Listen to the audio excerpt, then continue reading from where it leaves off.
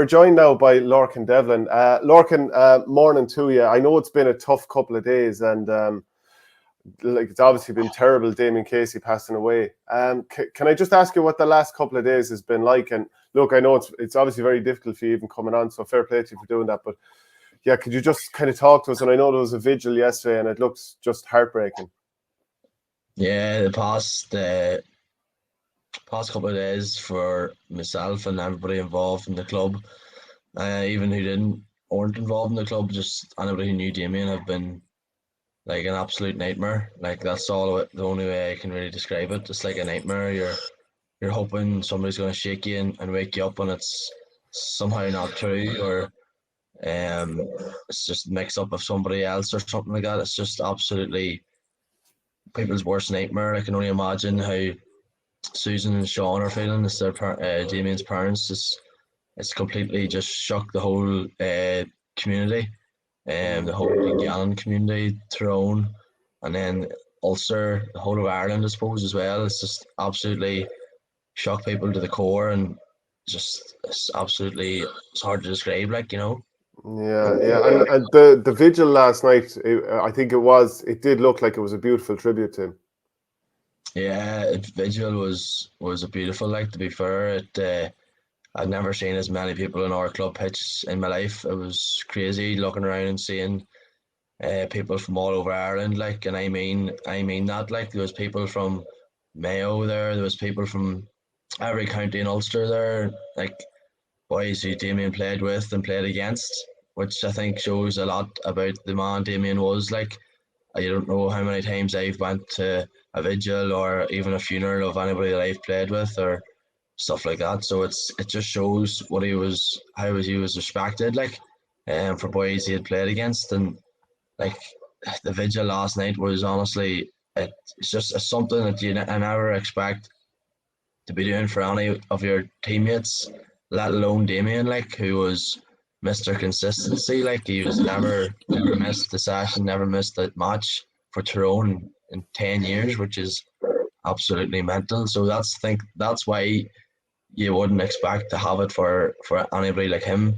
It's the last thing you'd want to be doing as a club. But to be fair, it was some send off, like, and I was talking to somebody after the video last night, and they said to me, like, you're jokingly, he's like, Damien could always get a crowd, like, you know, and that was one thing that kind of was a bit of comfort in it all, like, you know, it was everybody's there for Damien, and it was a good send off for the club and stuff. But I think there's a couple more days to come that are going to be a bit more difficult than that vigil last night.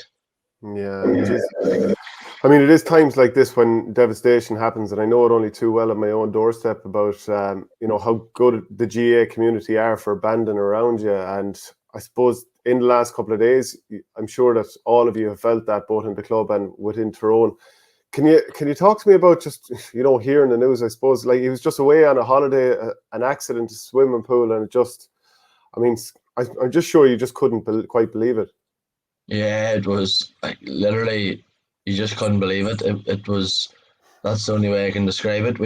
I know a lot of the boys were at a club GA match. It was the local club in Dungannon. A lot of our boys would play for them, and then even the boys who wouldn't play would go and watch. And I know my brothers were at that match when they got the news, and they couldn't believe it. And there was massive confusion going around the stand at that match. Um, and Damien's friends, like Damien's closest friends, were playing that match, like, and they were sitting there, and the news was filtering through. Like, I can only imagine how they felt, but for me personally, I was in work actually, down at my local gym I work in, and I was in there and I got the phone call, and it's like, no, no, not Damien, no way, not him.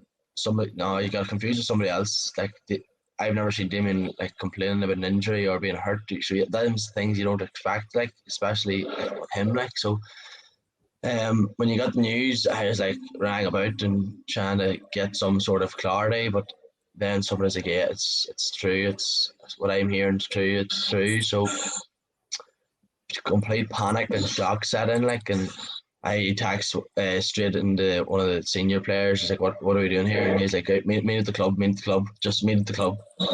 And it was like pure shock, panic, and So I left work straight away, went to the club, and just drove in, and boys were just standing out of their car, just complete distraught. But I got out of the car and literally, I don't think I spoke for about an hour or two. I had nothing to say. I couldn't say anything. It was just everything that was said, like was said without words. You know what I mean? It's you had nothing to say. But I know I was standing at the club car park, and I was just there's a big corner to come into the car park, and I was staring at it like every car was coming through. I was checking because Damien drives like a pretty noticeable car. He drives like a Ford pickup truck, and I was like, right, surely he's going to be driving. He's going to drive in here, and it's going to be confusion with somebody else, or some sort of sick joke or nightmare, or something that I didn't hear right, or something like that. And I was like, right, is it him? Is it him? Is it him? And obviously, he never came through the gate, or never came through that corner in the club, and I was just in complete despair. But I wasn't believing anything. I couldn't feel anything. I couldn't tell you where the time went. The time flew. We were there for like 4 hours, and it felt like 2 minutes, And then the priests, the local priests of the parish, they came down, and then I was like, oh no, Jesus, no, please, no, because then obviously it's a bit of truth in it, and they said a few prayers outside the club, and I think as soon as I mentioned his name, I completely like broke down, like I couldn't control myself at all. It was just all the emotion just had built up, I think, and then as soon as you hear them talking about him, like she completely broke down. Like it's the last thing you expect to be hearing. Like, Yeah, absolutely. Michael, do you want to have a? Yeah, no, I can't imagine, Lorcan, what people are going through there. I know we talk about Damien's hurling exploits, but just talk to me about him as a man. I saw some lovely words from Mickey McShane about him yesterday. No, Declan Bogue wrote a lovely tribute, and like one of these quiet days, he was getting ready to go up with all the cups to his club. Like he was just seemed like an absolute gentleman. I suppose that's the one thing that Damien has sadly left us with all is the memories of him, and the memories of him are just like, where do you start? Like, as people have been talking about his hurling expertise and all these accolades and awards that he's achieved and records that he's smashed, but I think all that hurling stuff is like second, is as a bonus. Um, he's firstly regarded as one of my closest friends. I think it was nearly a sad thing that I done yesterday, and it probably didn't do me any good. But randomly, I took a selfie on my phone, and I just scrolled down, in your Snapchat, and to see like how close he was to your, best friends list. Is he your top five or whatever? And I was like, geez, there he is, and he didn't have to scroll down that far. Like, he was always a text message away from digging you out of a hole, or from coming and collect you or something like that. He was just a friend before he was a teammate, like, and that goes for not just me, but for anybody who was lucky to play with him or to even play against him. But no, Damien was like, he was always like, I described him to somebody yesterday as like the glue within our club and within our community. Like, the amount of times you'd see him talking to maybe one of the younger players in our club team, and then he's talking to the manager about potentially or changing training to suit everybody, or he's talking to the club gym man about the new club gym. He was the glue that held like small cliques together within teams, like, and people like that there are just, they're like one in a million. Like, you can't express how big of a hole he's going to leave our community. Like, but no, going back to what he's like as a person, he was outgoing. He was always laughing, smiling, and he was so modest, like so modest. I can't believe it. Like, it's only whenever we were looking back on it, and I was talking to Mickey McShane, and Stevie, our manager and coach, and we were talking out of memory about, it's obviously whenever these things happen, you just start thinking about, what was your last memory, or fond times of these people. And there was one I had of Damien, and we had just beat Donegal in the Nicky Record, and we're playing Roscommon in the Nicky Record final in the next week. And our first training session back in Girahi, me and Damian, to be fair to him, he's usually out in the pitch as soon as he's up in Gibraltar. He's usually out practicing his frees. And I was out doing a bit of work with JD on puckouts and stuff like that. And that was grand. And me and Damian were out in the middle of the field. And Stevie is setting up the cones for the session. And he walks past me and Damian and he says, "Geez, Damian, congratulations on the team of the week." He got a team of the week. Another one, he's probably had about maybe 20 of them in his career, but he got in the team of the week or whatever. And I looked him and I was like, geez, I nearly felt bad because none of the players, I don't think I've ever heard any lads go "Well done, Damien, geez, another Nicky Rackard All-Star or another team of the week or another unbelievable match." It was just second nature to him. And he actually passed it off. He's like, "I don't know who's picking that thing." That's what he said to Stevie. He's like, "I don't know how I got that," or "I don't know who's picking that." And number one, I was like, my God, how modest he could be. He has had, I was saying to somebody else during the week again, if somebody had even a third of the success and accolades that Damien had, it would have went to their head and they would have thought they're God's gift and they would have thought they were somebody. Damien was nearly embarrassed when he was getting these awards. He was just "Oh no, he was always a team player first." I never seen him once, and I mean this. I've never seen him once give off to anybody on our team for not giving him the ball or for making a mistake or dropping or misplacing a pass. And there's boys there who wouldn't be at Damien's level, and he was modest enough and humble enough not to be giving off to them for anything. Yeah, it was it's just when you go through, we're talking about him as a man there. When you go through, then and you talk about his hurling exploits, his lot, to not miss a game since he made his debut, to average, I think it's over 10 points per game, and it's probably that modesty and that humility and just a sort of fella that seemed to take it all in his stride and constantly developing himself, constantly developing his skills and all that. It's unbelievable. His career is what he did in the last 10 years is just unbelievable. It's ridiculous. And I'd say you've probably seen him up close, Larkin. He would have fit in any big county, wouldn't he, on any of those great teams? Absolutely. We were, whenever that obviously before Damien passed, the news about him achieving 100 games consecutively over 10 years came out, and I think it was our liaison officer of the county board, Ewan Lindsay, who would have been a real close friend of Damien's. He put it up on Twitter, and I think we had played Donegal that day in Carrickmore, and I remember looking at my phone on the way coming home, and I was like, not a chance, no way. And I was like, no way Damien has played 100 games consecutively for Tyrone. And then I was thinking, surely he's picked up a knock here or there and he's missed something. And I was like, right, I'm going to think of this year. Yeah, he's there. He was there for that match. He was there for that match. He was there for that match. What about last year?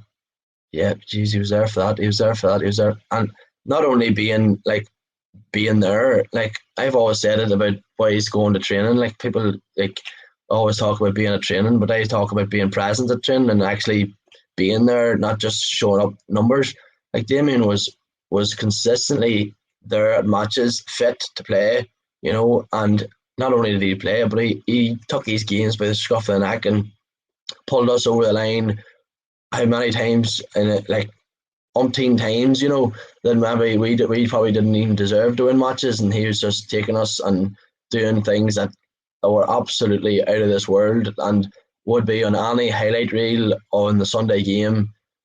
Some of the things he can do, it's just, you stand back and just you can't do anything. In terms of a defender, I've known countless times where in training or up in Gibraltar at Tyrone training, he's just running rings around you, and you might get. I remember my first club training session, I got a hook. I hooked him one time, and I thought I still remember that. Do you know what I mean? That's what you're lucky to get one wee tackle on him, and that's how good he was. He had wee tricks, and he was real acute about how he went about getting them fine margins or getting that wee bit of space to head over a shot on either side. And he was just that's what I'm saying. The fact that I can remember my first club training session, I hooked him. and he missed. But he probably scored about 2-4 off me or something like that in the space of 5 minutes. But like that's the type of man he was. That's how good he was. You just stand back and watch, and you're like, Jesus, like, that's Damian, yep, that's him. And sometimes it was taken for granted, and now you're looking back, like nearly regretting not putting him in the back enough and telling him how much he means to us. Like, it's just so sad, but there's not much really if you can say. It's just we're going to be completely without him, and we're going to miss every part of him, like, and he was just so important to us. And even like there was things he'd do in training, and then he would come up and tell you, like, say if you were marking him, he'd give you help to mark him. Like, he was telling me one time, he was like, I was marking him, I can't remember when, but a couple of times, and I would try and break the ball because his catching ability was out of this world. And so I was like, right, I'm breaking everything, I'm going to break it, and maybe I might be a wee bit faster than him or on the ground, like, and I was like, right, because he's obviously taller, I'm going to break everything, get to the ground and try and win the breaking ball. So I remember trying to break everything, and I was going up and I was smashing it, like, and he would just put the hand up over the back, like up there, and just catch it. And he always protected his hand all the time, but he always said to me, he came to me after training, he goes, what are you doing? And I was like, I'm trying to break the ball. And he'd be like, no, don't be trying to absolutely smash it, just flick it, just literally don't go up with a swing, just go up and like put your hurl in front of my hand, and you'll do it every time. And it's basically what boys have done. I've tried to do to him, to go up and try and break everything, and he's been able to just leave that hurl there because of his sheer strength and size. He'll be able to hold them off and catch the ball. When he came up to me, he's like, just do this here, and it helped. And it, like, I don't think I've ever told anybody or give anybody advice to how to mark me or get the better of me like us. Like, he was just doing that for helping me become a better person, a better hurler, and for us as a team we become better and win more matches. Like, that's them's the small wee like memories that I'm gonna take, and they'll not leave me for a long while. Like, and they'll probably never leave. And it's I suppose it's the only comfort you can really have at the minute is the memories and the way he made you feel when he was around you, and the how welcome he was to other people, and just all them small things that are just there are a bit of comfort at this awful time. Well, look, I think it's been incredibly brave of you to come on, Lorcan, and talk about it, because no doubt this has been a horrible time, and we wanted to do him justice with a bit of a tribute, and I think you've more than done that. So really appreciate you coming on, Lorcan. And look, it's going to be tough, and that's not going to change. But again, thank you for coming on. Cheers, lads. Appreciate it. Thank you very much. Thanks, Lorcan. Good man. For more exclusive content, go to patreon.com/OurGame.